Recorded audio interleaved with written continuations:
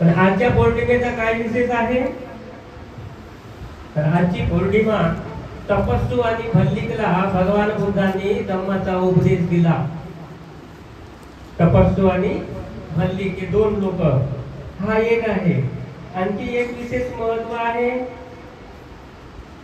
बुद्धत्व प्राप्त झाल्याच्या नंतर सुजाताने बोधिसत्वाला कीर्तन केली होती, भगवान बुद्धाला नाही केली होती. लक्षात ठेवा,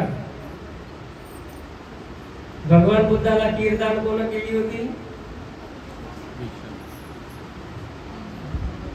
बुद्धाला कीर्तनच नाही झाली तेव्हा ते बुद्ध माहिती होते.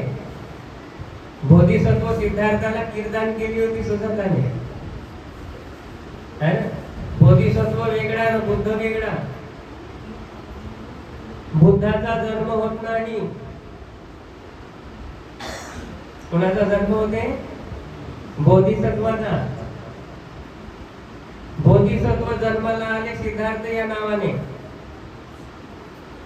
सिद्धार्थ मग आपल्या पारमिता पूर्ण करतात आणि सम्यक संबुद्ध झाले. तर बुद्ध उत्पन्न होतात, ज्ञान उत्पन्न होतो. ज्ञानाचा जन्म होते का? बोधीचा जन्म होत नाही, बोधी उत्पन्न होते. नॉलेज घेतो की नाही आपण? आपण तो जन्मून गेलो. जन्मल्याबरोबर आपण 10वी पास केली का? जेव्हा शाळेत जाऊन 10 वर्ष शिकतो त्याच्यानंतरच तो 10वीचा डिप्लोमा भेटते की नाही? पहिले थोडीच भेटून जाते.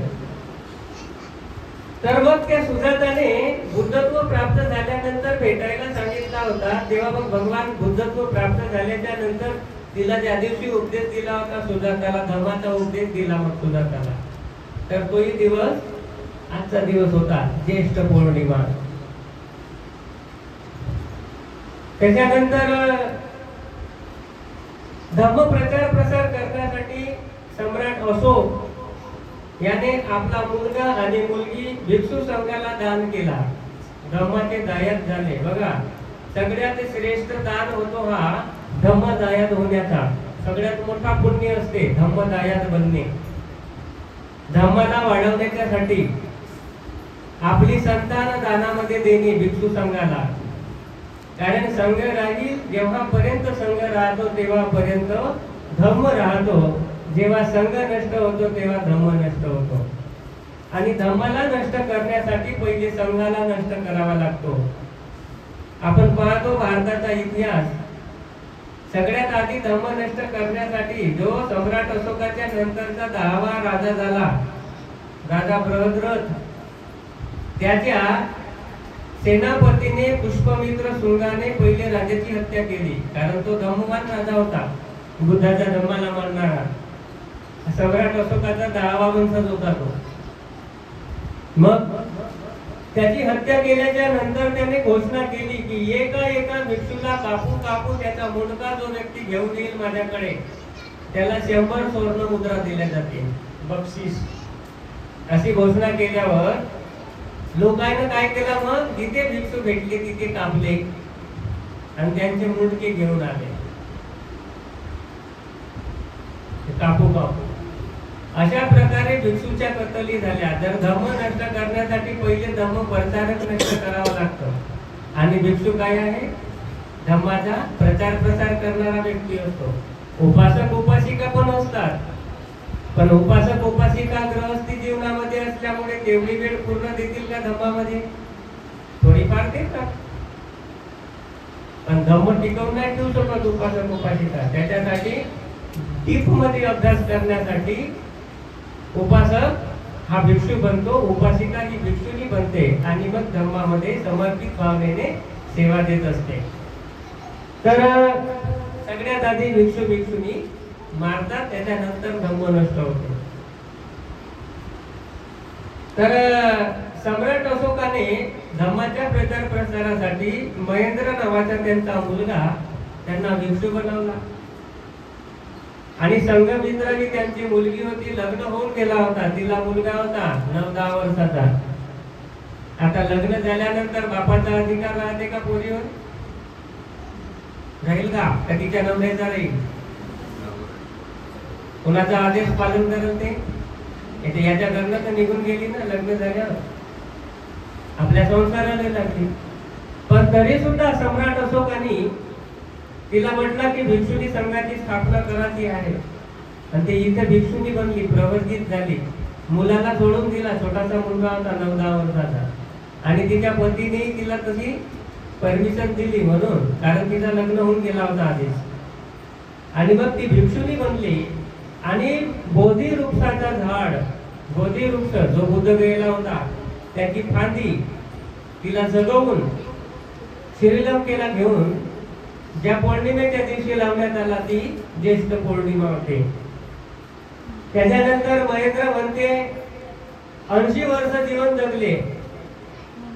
जीवन जगल्याच्या नंतर धर्मप्रचार प्रसार श्रीलंकेमध्ये केला, भिक्षू संघाची स्थापना झाली, भिक्षुनी संघाची स्थापना झाली, आणि वयाच्या 80व्या वर्षी महेंद्र भंतेची मृत्यू झाली. अरहंत होते ते, आणि ती ज्येष्ठ पौर्णिमा होती. तर या विशेष महत्वाच्या घटना ज्येष्ठ पौर्णिमेच्या दिवशी घटित झाल्या. सुजातालाही भगवान बुद्धांनी धम्म उपदेश दिला. तपस्सू आणि भल्ली हे 2 रत्नाला शरण गेले.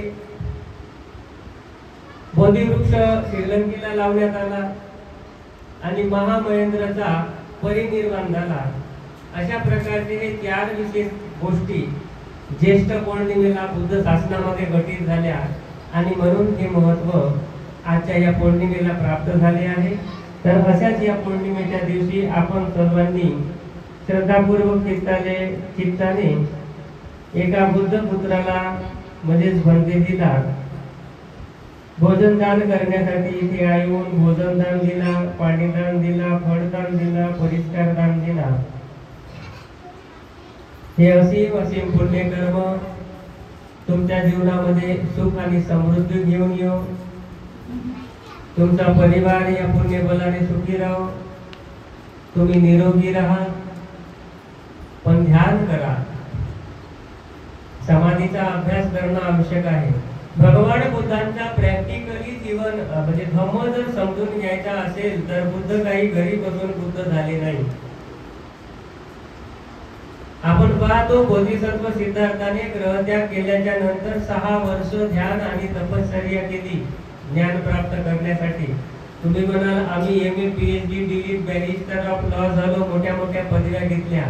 तर मोठ्या मोठ्या पदव्या घेतल्याने कोणी व्यक्ती दुःखातून मुक्त होत नाही. अध्यात्म वेगळं आहे. बाबासाहेबांनी एवढ्या मोठ्या डिग्र्या घेतल्या, 32 डिग्र्या म्हणतो आपण बाबासाहेबांच्या. बाबासाहेब दुःखातून मुक्त झाले का? अनंत झाले का ते? अनंत नाही झाले तर त्याचा महापरिनिर्वाण दिवस कसा साजरा करता? 6 तारखेला बड्या देतात विनम्र अभिवादन, विनम्र अभिवादन. 6 डिसेंबर 1956 ला बाबासाहेबांचा मृत्यू झाला ना. काय दिवस म्हणून साजरा करता तो? महापरिनिर्वाण. महापरिनिर्वाण. बुद्धच नाही झाले ते ना, महापरिनिर्वाण होऊन गेला त्याचा. महापरिनिर्वाण कुणाचा होतो? तथागत बुद्धांचा, ज्याचा पुन्हा जन्म होत नाही. जन्म घेणे आणि मरणे, जन्माला येणे आणि मरणे या जन्म आणि मृत्यूच्या बंधनातून जो मुक्त होतो त्याला निर्वाण अवस्था प्राप्त झाली असं म्हटले जाते. आणि ज्याचा निर्वाण होतो त्याची मृत्यू होते तर परिनिर्वाण म्हटले जाते. आणि सम्यक संबुद्ध हे बुद्धत्व प्राप्त करून जेव्हा कायेचा त्याग करतात म्हणजे बुद्धाची मृत्यू होते त्याला महापरिनिर्वाण म्हटले जाते. 3 शब्द आहेत: निर्वाण, परिनिर्वाण आणि महापरिनिर्वाण. निर्वाण, परिनिर्वाण आणि महापरिनिर्वाण या 3ही वेगवेगळ्या गोष्टी आहेत.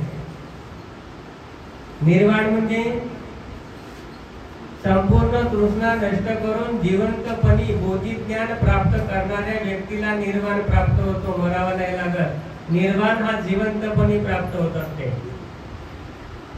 भगवान बुद्धांनी निर्वाण अवस्था केव्हा प्राप्त केली? वयाच्या 35व्या वर्षी बोधिवृक्षाच्या खाली जेव्हा बुद्धत्व प्राप्त झाला म्हणजे ते निर्वाणस्थ झाले. त्याच्यानंतर 45 वर्ष जीवन जगले, धम्म प्रसार केला आणि मग 80व्या वर्षी भगवान बुद्धांचा मृत्यू झाला. त्याला म्हटल्या जाते महापरिनिर्वाण.